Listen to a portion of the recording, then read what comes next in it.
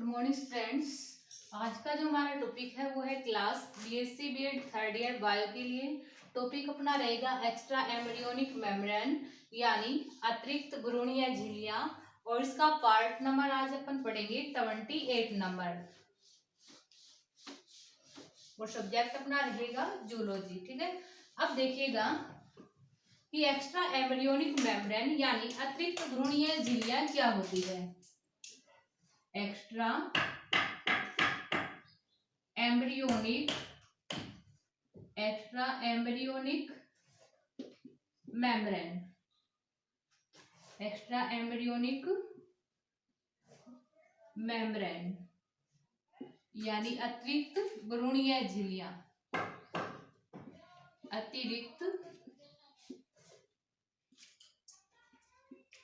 भ्रूणीय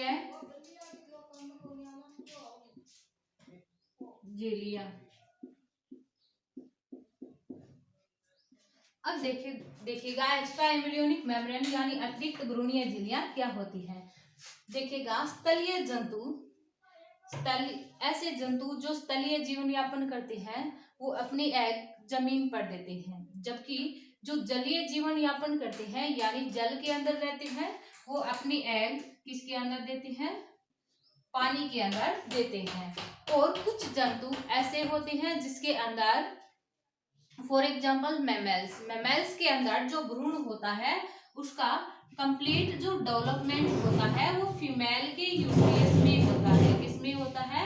female के यूट्रियस यानी गर्भाशय के अंदर होता है, गर्भाशय के अंदर होता है। तो देखिएगा जो जंतु अपने, कुछ जंतु ऐसे होते हैं जो अपने एग जमीन पर देते हैं क्योंकि ये स्थलीय जीवन यापन करते हैं। कुछ जंतु ऐसे होंगे जो जल में रहते हैं और अपने एग भी किसमें देंगे, जल में देते हैं। परंतु कुछ जंतु ऐसे होते हैं जिनमें संपूर्ण जो भ्रूण होता है उसका डेवलपमेंट होता है वो फीमेल के यूट्रियस यानी गर्भाशय के अंदर होता है। ठीक है, अब देखिएगा जो जंतु जल के अंदर अपने एग देते हैं उनमें रेस्पिरेशन और न्यूट्रिशन की क्रिया यानी श्वसन और पोषण की जो क्रिया होती है, किसकी क्रिया, श्वसन और पोषण की जो क्रिया होती है वो किसके द्वारा होती है, जल के द्वारा ही होती है। बट जो जंतु या फिर वे जंतु जिनके अंदर जो भ्रूण होता है उसका संपूर्ण डेवलपमेंट माता के गर्भाशय के अंदर होता है, उनमें श्वसन और पोषण का जो कार्य है वो प्लेसेंटा के द्वारा किया जाता है। किसके द्वारा किया जाता है? प्लेसेंटा के द्वारा किया जाता है। प्लेसेंटा आप सभी जानते हो, भ्रूण और माता के गर्भाशय के मध्य बनने वाले उत्तकीय संबंध। ध्यान रखिएगा, भ्रूण और माता के गर्भाशय के मध्य, माता के गर्भाशय के मध्य बनने वाला जो उत्तकीय संबंध होता है, बनने वाला जो उत्तकीय संबंध होता है उसको क्या बोलते हैं, प्लेसेंटा कहा जाता है। तो आप समझ गए कि जिन जंतुओं के अंदर जो भ्रूण होता है उसका संपूर्ण डेवलपमेंट माता के गर्भाशय के अंदर होता है, उनके अंदर रेस्पिरेशन यानी श्वसन और पोषण की जो क्रिया होती है वो प्लेसेंटा के द्वारा संपन्न होती है। बट जो जंतु अपने एग जमीन पर देते हैं और इन एग का डेवलपमेंट भी किसमें पर होता है, जमीन पर होता है, उन जंतुओं में श्वसन और पोषण की क्रिया के लिए क्या पाई जाती है, एक्स्ट्रा एम्ब्रियोनिक मेम्ब्रेन यानी अतिरिक्त भ्रूणीय झिल्लियां पाई जाती है। ठीक है, ये जो झिल्लियां होती है उनको सुरक्षा प्रदान करने के साथ साथ इनके लिए श्वसन और पोषण की क्रिया के लिए भी क्या होती है, उत्तरदायी होती है। अब मैन अपन डेफिनेशन देखते हैं किसकी, एक्स्ट्रा एम्ब्रियोनिक मेम्ब्रेन की डेफिनेशन क्या होगी वो देखिएगा। कि आप सभी जानते हो कि जो स्थलीय जंतु होते हैं वो एग अपने जमीन पर देते हैं और इन एग का डेवलपमेंट यानी इस एग का जो संपूर्ण परिवर्तन होता है वो भी क्या होता है, जमीन पर होता है। और जमीन पर क्या होती है, जल की अत्यधिक कमी होती है। जमीन पर क्या होती है, जल की अत्यधिक कमी होती है। इसलिए श्वसन और पोषण की क्रिया के लिए इन एम्ब्रियो के चारों ओर यानी इन जंतुओं का जो भ्रूण होता है उनके चारों ओर क्या पाई जाती है, कुछ इन एम्ब्रियो के चारों ओर क्या पाई जाती है, कुछ मेम्ब्रेन पाई जाती है या कुछ मेम्ब्रेन्स का क्या हो जाता है, निर्माण हो जाता है, जिनको एक्स्ट्रा एम्ब्रियोनिक मेम्ब्रेन यानी अतिरिक्त भ्रूणीय झिल्लियां कहा जाता है। ये अब देखिएगा इसकी डेफिनेशन आप किस प्रकार लिखोगे, ठीक है। तो देखिएगा स्थलीय जंतु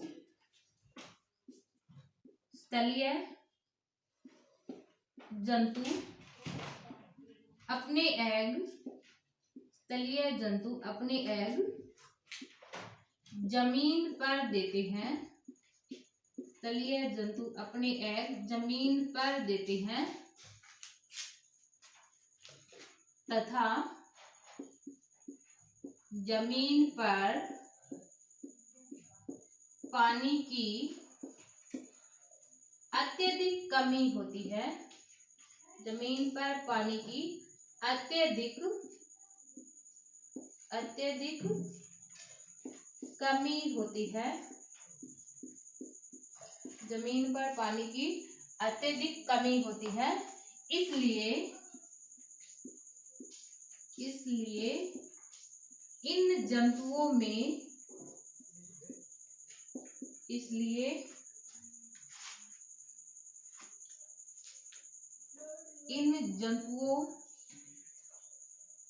में या फिर ऐसे बोल सकती हो, इसलिए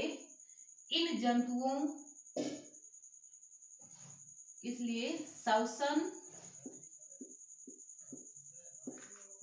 और पोषण की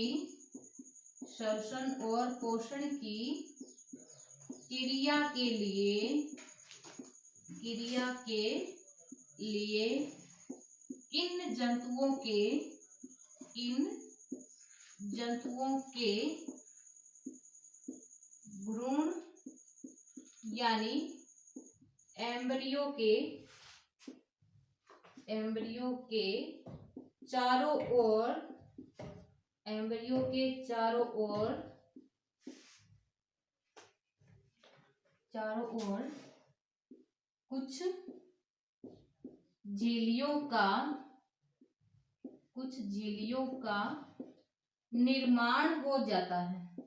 कुछ झिल्लियों का निर्माण हो जाता है।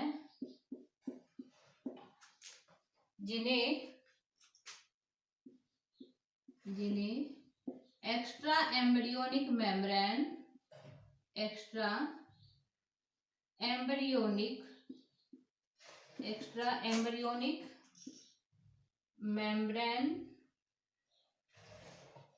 कहा जाता है।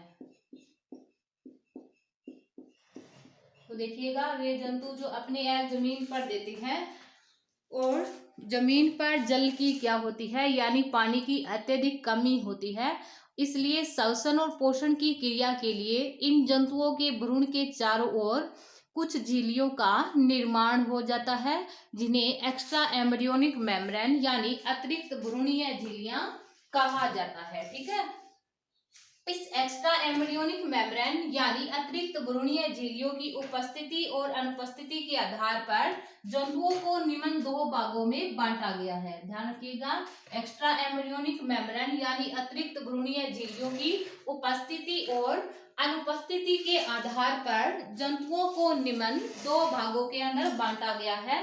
फर्स्ट है एन एमनियोटा,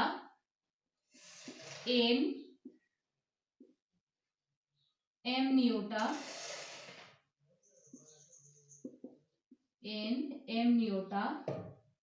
सेकंड है एमनियोटा।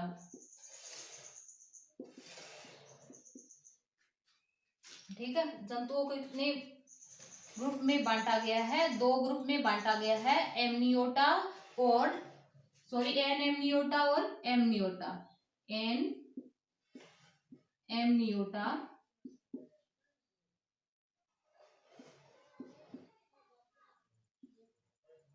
और एमनियोटा, एन एमनियोटा और एमनियोटा। अब देखिएगा फर्स्ट अपन बात करते हैं किसकी, एन एमनियोटा की। तो देखिएगा वे जंतु जिनके एम्ब्रियो के चारों ओर एक्स्ट्रा एम्ब्रियोनिक मेम्ब्रेन नहीं पाई जाती। देखिएगा वे जंतु जिनके भ्रूण के चारों ओर एक्स्ट्रा एम्ब्रियोनिक मेम्ब्रेन नहीं पाई जाती क्या कहलाते हैं, एन एमनियोटा कहलाते हैं। अब देखिएगा जो एम्फीबिया फाइलम के जो जंतु होते हैं वो अपने एग जल में देते हैं और जल के अंदर ही उन जंतुओं के एग का क्या होता है, संपूर्ण परिवर्तन होता है। इसलिए इन जंतुओं में रेस्पिरेशन यानी श्वसन और न्यूट्रिशन यानी पोषण की क्रिया होती है वो जल के द्वारा संपन्न होती है। ठीक है, क्या होती है, जल के द्वारा संपन्न होती है।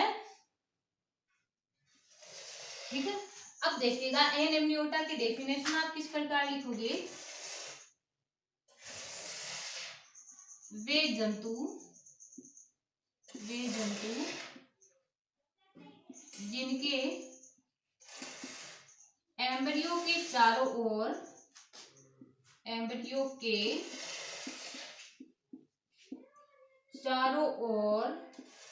वे जंतु जिनके एम्ब्रियो के चारों ओर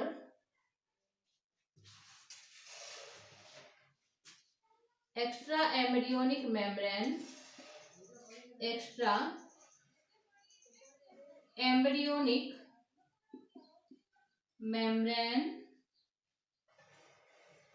नहीं पाई जाती, एक्स्ट्रा एम्ब्रियोनिक मेम्ब्रेन नहीं पाई जाती, एक्स्ट्रा एम्ब्रियोनिक मेम्ब्रेन नहीं पाई जाती इन एमनियोटिक एनिमल कहलाते हैं।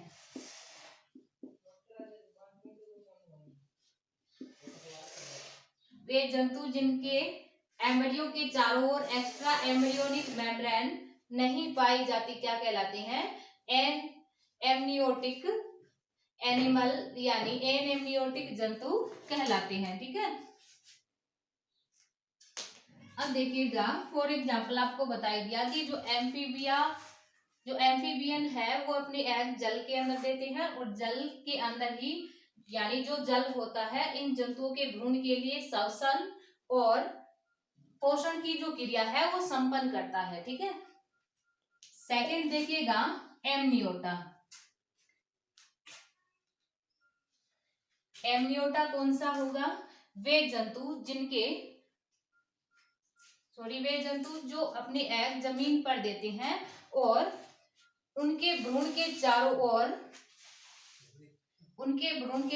ओर क्या पाई जाती है, कुछ अन्य मेम्ब्रेन्स का भी निर्माण हो जाता है जिन्हें क्या बोलते हैं, एक्स्ट्रा एम्ब्रियोनिक मेम्ब्रेन कहा जाता है।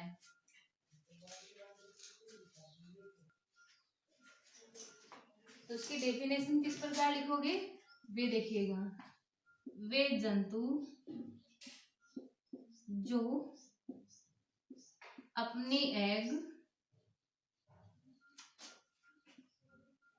जमीन पर देते हैं, अपने एग जमीन पर देते हैं और वे जंतु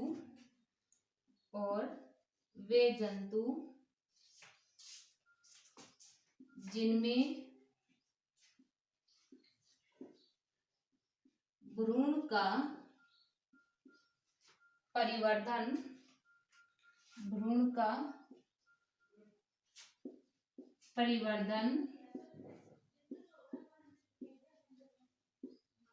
माता के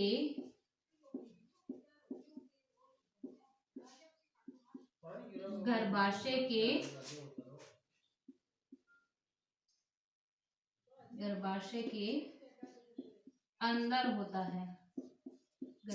के अंदर होता है, उनमें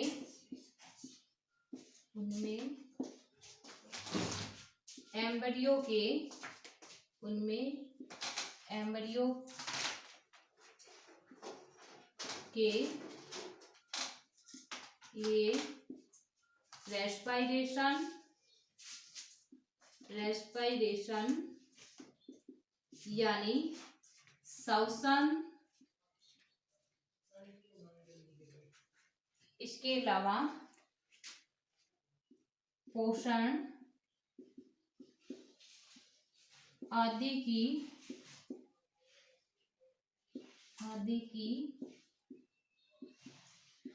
क्रिया के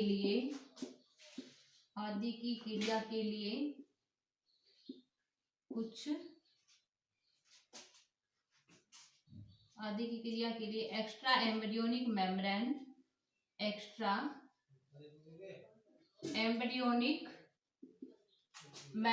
पाई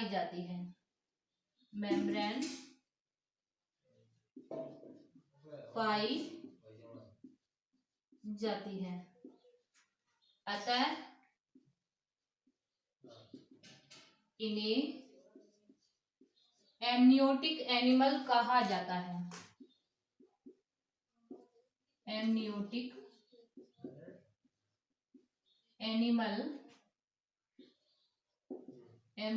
एनिमल कहा जाता है।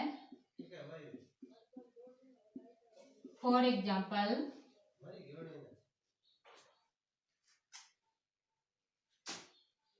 पक्षी, इसके अलावा सरीसृप, इसके अलावा स्तनधारी।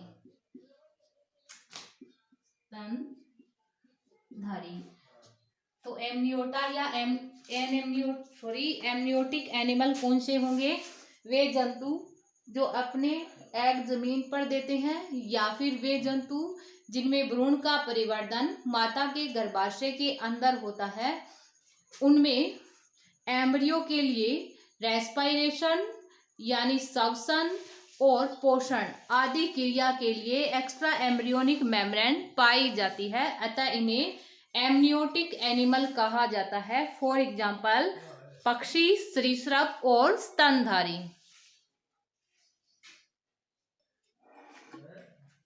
अब देखिएगा, जंतुओं में निम्न 4 प्रकार की एक्स्ट्रा एम्ब्रियोनिक मेम्ब्रेन पाई जाती है। ठीक है, जंतुओं में कितने प्रकार की एक्स्ट्रा एम्ब्रियोनिक मेम्ब्रेन पाई जाती है?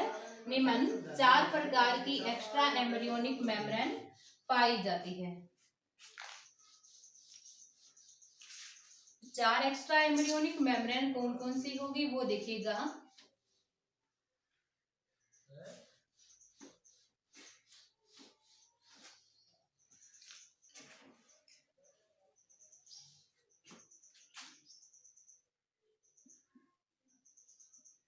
Types of extra embryonic membrane. Extra embryonic membrane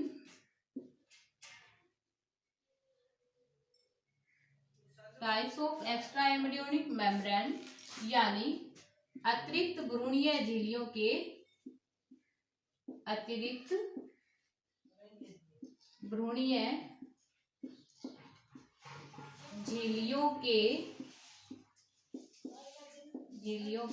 प्रकार।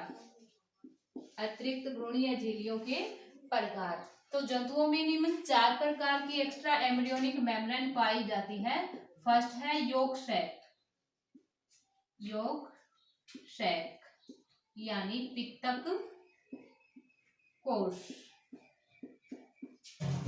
सेकंड है एमनियोन।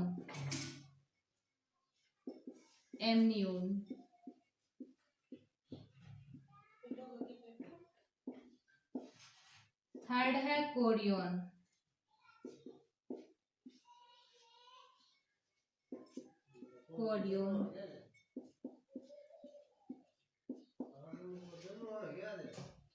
और फोर्थ है एलेंटोइक।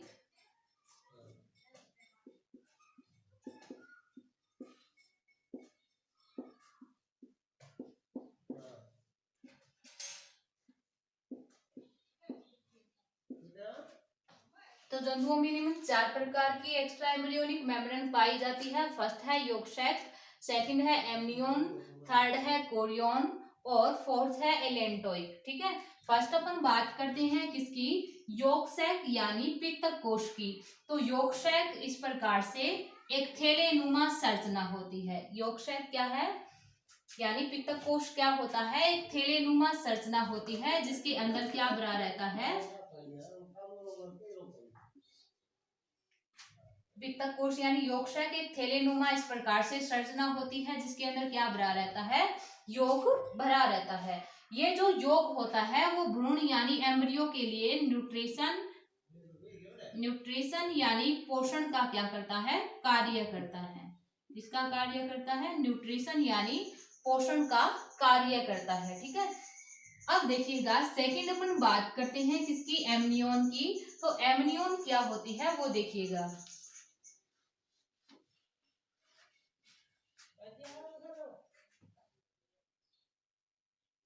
इस प्रकार से ये यॉर्क सैक,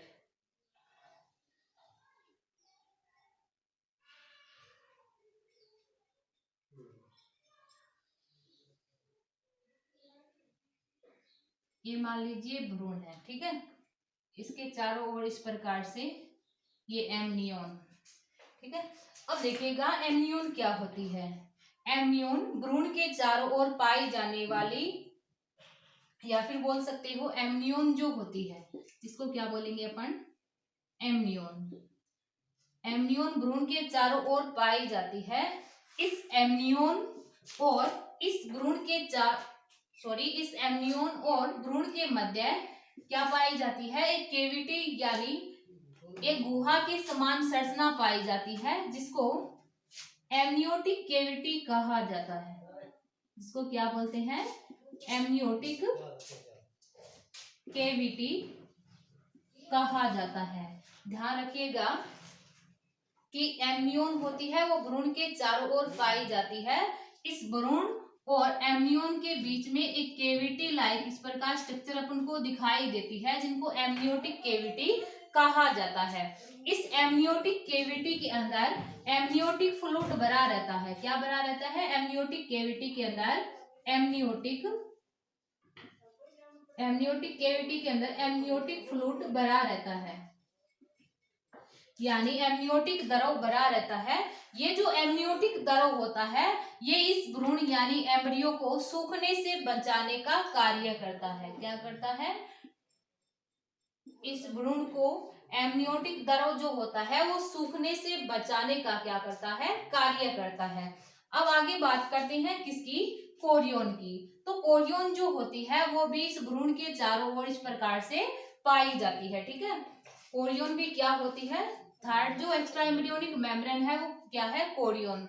कोरियन जो होती है वो भी भ्रूण के चारों ओर क्या होती है, पाई जाती है, जो कि एम्ब्रियो के लिए एक रेस्पिरेटरी सरफेस यानी श्वसन सतह का क्या करती है, कार्य करती है। क्या करती है, ये श्वसन सतह यानी रेस्पिरेटरी सरफेस के रूप में क्या करती है, कार्य करती है। ध्यान रखिएगा कोरियन भी एम्ब्रियोन के चारों इस प्रकार पाई जाती है और कोरियन होती है वो एम्ब्रियो के लिए एक रेस्पिरेटरी सरफेस यानी श्वसन सतह के रूप में क्या करती है, कार्य करती है।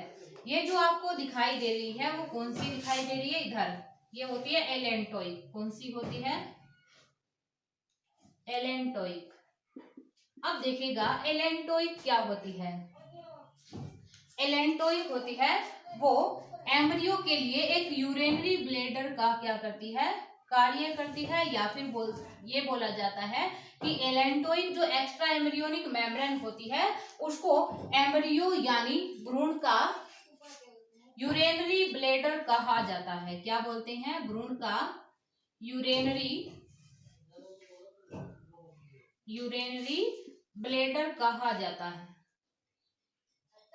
एलेंटोइक जो एक्स्ट्रा एम्ब्रियोनिक मेम्ब्रेन है उसको भ्रूण का क्या बोलते हैं, यूरेनरी ब्लैडर कहा जाता है, क्योंकि इस मेम्ब्रेन में एम्ब्रियो के जो विभिन्न नाइट्रोजनी अपशिष्ट पदार्थ होते हैं वो इस एलेंटोइक मेम्ब्रेन के अंदर ही क्या होते हैं, इकट्ठे होते हैं।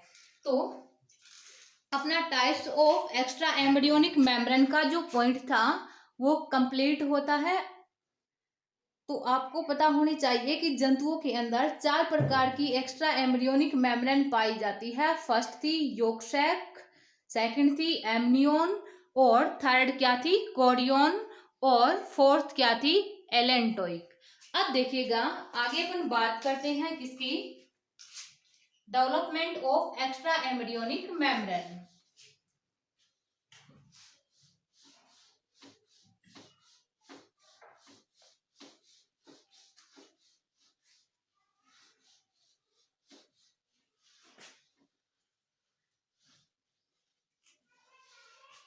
अगला जो हमारा न्यू पॉइंट है वो क्या रहेगा, development of extra embryonic membrane. Extra embryonic membrane यानी अतिरिक्त भ्रूणीय झिल्लियों का परिवर्धन। अतिरिक्त भ्रूणीय झिल्लियों का परिवर्धन। तो अपन को पढ़ना है कि एक्स्ट्रा एम्ब्रियोनिक मेम्ब्रेन जो 4 प्रकार की जंतुओं के अंदर पाई जाती है उनका परिवर्धन किस प्रकार से होता है। चारों एक्स्ट्रा एम्ब्रियोनिक मेम्ब्रेन जो यॉर्क सैक, एलेंटोइक, कोरियन और एमनियोन, इन चारों का डेवलपमेंट हम एक एक करके स्टडी करेंगे। ठीक है, आज के लिए बस इतना ही, आगे मिलते हैं नेक्स्ट क्लास के अंदर।